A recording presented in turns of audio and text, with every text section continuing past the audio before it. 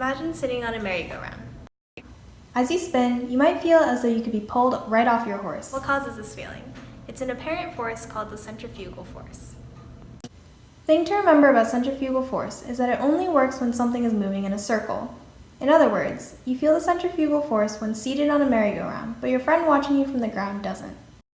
A lump of clay on the pottery wheel experiences centrifugal force, just like you do when you're riding on a merry-go-round. The clay really wants to fly off the wheel when you start pushing the pedal to make it turn. It's the potter's job to counteract this force and keep the clay on the wheelhead. If we increase the speed of the wheel, the centrifugal force increases. It requires the potter to apply even more force on the clay with their hands to keep it from flinging off the wheel. Another part of working on the pottery wheel is dealing with friction from touching the clay. The potter always has a bucket of water nearby to keep the clay wet and slippery.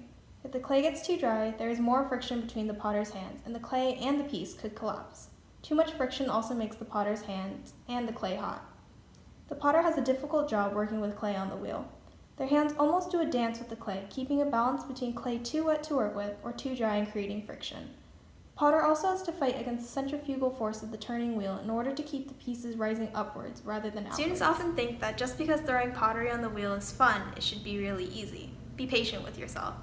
I hope this video helps next time you're on the wheel.